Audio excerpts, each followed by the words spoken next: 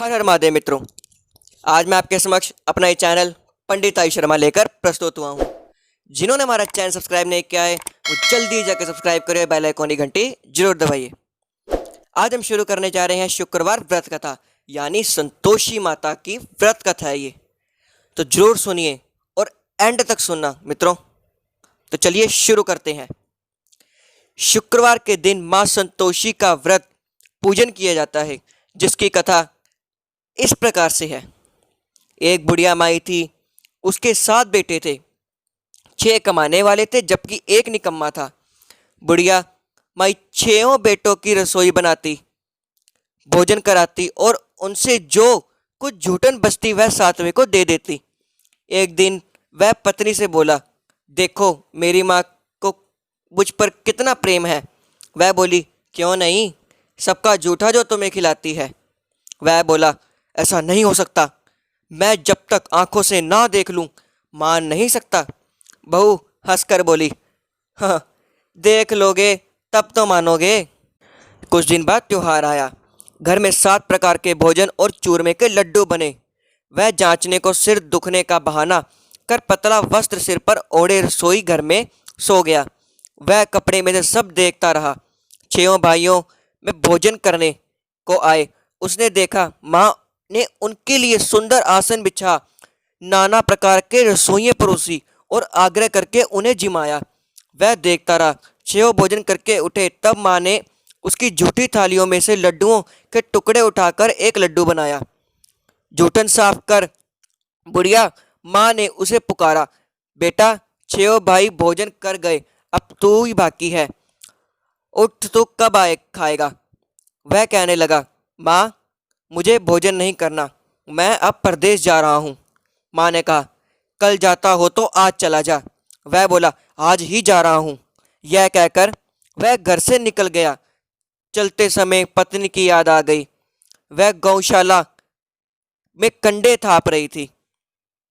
वहाँ जाकर बोला, हम जावे परदेश आवेंगे कुछ काल, तुम रहियो संतोष से धर्म अपनो पाल। वह बोली, जाओ पिया आनंद से हमारो सोच हटाए, राम भरोसे हम रहे ईश्वर तुम्हें सहाय। 2 निशानी अपनी देख धरू में धीर, सुधीमती हमारी बिसारियो रखियो मन गंभीर। वह बोला, मेरे पास तो कुछ नहीं, यह अंगूठी है सो लेओ और अपनी कुछ निशानी मुझे दे। वह बोली, मेरे पास क्या है, ये गोबर भरा हाथ है। यह कहकर उसकी पीठ पर गोबर के हाथ मार दी। वह चल दिया। चलते चलते दूर देश पहुंचा। वहाँ एक साहूकार की दुकान थी। वहाँ जाकर कहने लगा, भाई मुझे नौकरी पर रख लो। साहूकार की ज़रूरत थी। बोला, रह जा। लड़के ने पूछा, तनख्वाह क्या दोगे? साहूकार ने कहा, काम देखकर दाम मिलेगा। साहूकार की नौकरी मिली। वह सुबह 7 बजे से 10 बजे तक नौकरी पर जाने लगा। कुछ दिनों में दुकान में सारा लेन देन, हिसाब किताब, ग्राहकों को माल बेचना, सारा काम करने लगा। साहूकार के 7-8 नौकर थे। वह सब चक्कर खाने लगे। यह तो बहुत होशियार हो गया। सेठ ने भी काम देखा और 3 महीने में ही उसे आधे मुनाफे का हिस्सेदार बना लिया। वह कुछ वर्ष में ही नामी सेठ बन गया और मालिक सारा कारोबार उस पर छोड़कर चला गया। इधर उसकी पत्नी को सास ससुर दुख देने लगे। सारी गृहस्थी का काम करा के उसे लकड़ी लाने जंगल में भेजते। इस बीच घर के आटे से जो भूसी निकलती उसकी रोटी बनाकर रख दी जाती और फूटे नारियल के निराले में पानी। एक दिन वह लकड़ी लेने जा रही थी। रास्ते में बहुत सी स्त्रियां संतोषी माता का व्रत करती दिखाई दी। वह वहाँ खड़ी होकर कथा सुनने लगी और पूछा, बहनों तुम किस देवता का व्रत करती हो और उसके करने से क्या फल मिलता है? यदि तुम इस व्रत का विधान मुझे समझा कर कहोगी तो मैं तुम्हारा बड़ा एहसान मानूंगी। तब उनमें से एक स्त्री बोली, सुनो यह संतोषी माता का व्रत है। इसके करने से निर्धनता दरिद्रता का नाश होता है और जो कुछ मन में कामना हो सब संतोषी माता की कृपा से पूरी होती है। तब उसने उससे व्रत की विधि पूछी कि वह बोली, 1.25 आने का गुड़, चना लेना, इच्छा हो तो 5.25 आने का लेना या 1.25 का भी, सहूलियत के अनुसार लाना, बिना परेशानी और श्रद्धा व प्रेम से जितना भी बन पड़े सवाया लेना। प्रत्येक शुक्रवार को निराहार रहकर कथा सुनना, इसके बीच क्रम टूटे नहीं, लगातार नियम पालन करना। सुनने वाला कोई न मिले तो घी का दीपक जला उसके आगे या जल के पात्र के सामने रखकर कथा कहना। जब कार्य सिद्ध ना हो नियम का पालन करना और कार्य सिद्ध हो जाने पर व्रत या उद्यापन करना। 3 मास में माता फल पूरी करती है। यदि किसी के ग्रह खोटे भी हों तो माता वर्ष भर में कार्य सिद्ध करती है। फल सिद्ध होने पर उद्यापन करना चाहिए। बीच में ही उद्यापन में अढ़ाई सेर आटे का खाजा तथा इसी परिमाण से खीर तथा चने का साग करना। 8 लड़कों को भोजन कराना। जहाँ तक मिले देवर जेठ भाई बंधु के हो, ना मिले तो रिश्तेदार और पास पड़ोसी को बुलाना, उन्हें भोजन करा तथा शक्ति दक्षिणा दे माता का नियम पूरा करना। उस दिन घर में खटाई ना खाना। यह सुन बुढ़िया माई के लड़के की बहू चल दी। रास्ते में लकड़ी के बोझ को बेच दिया और उन पैसों से गुड़ चना ले माता के व्रत की तैयारी कर आगे चली और सामने मंदिर देखकर पूछने लगी, यह मंदिर किसका है? सब कहने लगे, संतोषी माता का मंदिर है। यह सुनकर माता के मंदिर में जाकर चरणों में लौटने लगी। दीन हो विनती करने लगी, माँ मैं निपट अज्ञानी हूँ, व्रत के कुछ भी नियम नहीं जानती, मैं दुखी हूँ। हे माता जगत जननी, मेरा दुख दूर कर, मैं तेरी शरण में हूँ। माता को दया आई। एक शुक्रवार बीता कि दूसरे को उसके पति का पत्र आया और तीसरे शुक्रवार को उसका भेजा हुआ पैसा आ पहुँचा। यह देख जेठ जेठानी मुँह सिकोड़ने लगे। लड़के ताने देने लगे। काकी के पास पत्र आने लगे, रुपया आने लगा। अब तो काकी की खातिर बढ़ेगी। बेचारी सरलता से कहती, भैया कागज़ आवे रुपया आवे सब के लिए अच्छा है। ऐसे कहकर आंखों में आंसू भरकर संतोषी माता के मंदिर में आ मातेश्वरी के चरणों में गिरकर रोने लगी। माँ मैंने तुमसे पैसा कम मांगा, मुझे पैसे की क्या काम है, मुझे तो अपने सुहाग से काम है, मैं तो अपने स्वामी के दर्शन मांगती हूँ। तब माता ने प्रसन्न होकर कहा, जा बेटी तेरा स्वामी आवेगा। यह सुनकर खुशी से बावली होकर घर में जा काम करने लगी। अब संतोषी माँ विचार करने लगी, इस भोली पुत्री को मैंने कह तो दिया कि तेरा पति आवेगा, लेकिन कैसे? वह तो उसे स्वप्न में भी याद नहीं करता। उसे याद दिलाने को मुझे ही जाना पड़ेगा। इस तरह माता जी उस बुढ़िया माई के बेटे के पास जा स्वप्न में प्रकट हो कहने लगी, साहूकार के बेटे सो रहा है या जागता है? वह कहने लगा, माता सोता भी नहीं जागता भी नहीं हूँ, कहो क्या आज्ञा है? माँ कहने लगी, तेरे घर बार कुछ है कि नहीं? वह बोला, मेरे पास सब कुछ है, माँ बाप है, बहू है, क्या कमी है? माँ बोली, भोले पुत्र तेरी बहू घोर कष्ट उठा रही है, तेरे माँ बाप उसे त्रास दे रहे हैं, वह तेरे लिए तरस रही है, तू उसकी सुध ले। वह बोला, हे माता जी यह तो मालूम है, परंतु जाऊं तो कैसे? प्रदेश की बात है, लेन देन का कोई हिसाब नहीं, कोई जाने का रास्ता नहीं आता, कैसे चला जाऊं? माँ कहने लगी, मेरी बात मान, सवेरे नहा धोकर संतोषी का नाम ले, घी का दीपक जला, दंडवत कर दुकान पर जा बैठ। देखते देखते सारा लेन देन चूक जाएगा, जमा का माल बिक जाएगा, सांझ होते होते धन का भारी ढेर लग जाएगा। अब बूढ़े की बात मानकर वह नहा धोकर संतोषी माता को दंडवत घी का दीपक जलाकर दुकान पर जा बैठा। थोड़ी देर में देने वाले रुपया लाने लगे, लेने वाले हिसाब लेने लगे। कोठे में भरे सामान के खरीदार नगद दाम में दे सौदा करने लगे। शाम तक धन का भारी ढेर लग गया।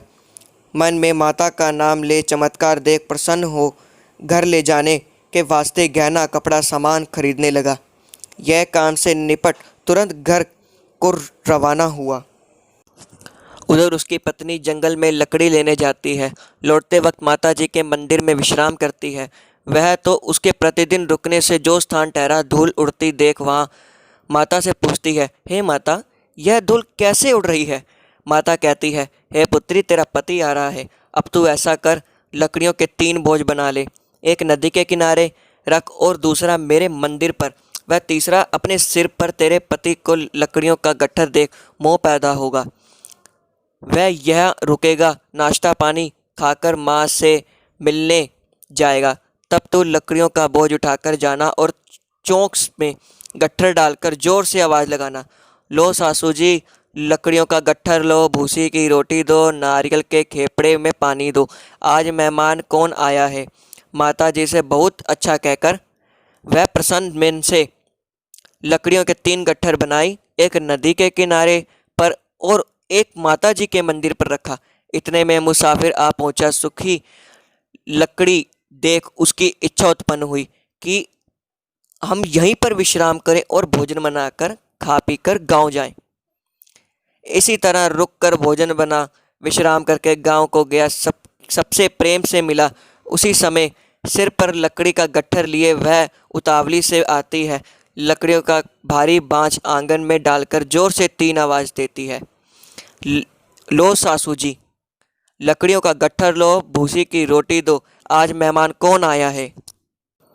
यह सुनकर उसकी सास बाहर आकर अपने दिए हुए कष्टों को संभालने हेतु कहती, हे बहू, ऐसा क्यों कहती है? तेरा मालिक ही तो आया है। आ बैठ, मीठा भात खा, भोजन कर, कपड़े गहने पहन। उसकी आवाज़ सुन उसका पति बाहर आता है। अंगूठी देख व्याकुल हो जाता है। माँ से पूछता है, माँ, ये कौन है? माँ बोली, बेटा, यह तेरी बहू है। जब से तू गया है तब से सारे गांव में भटकती फिरती है, घर का कामकाज कुछ करती नहीं, 4 पैर खा जाती है। वह बोला, ठीक है माँ, मैंने इसे भी देखा है और तुम्हें भी। अब दूसरे घर की ताली दो, उसमें रहूँगा। माँ बोली, ठीक है, जैसी तेरी मर्जी।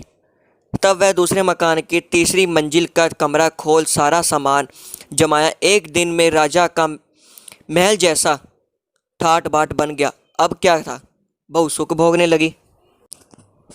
इतने में शुक्रवार आया।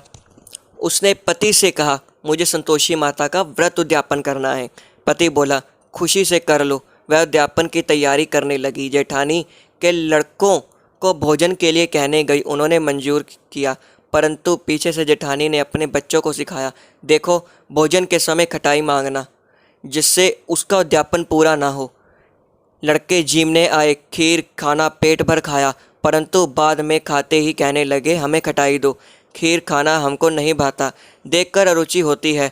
वह कहने लगी, भाई, खटाई किसी को नहीं दी जाएगी, यह तो संतोषी माता का प्रसाद है।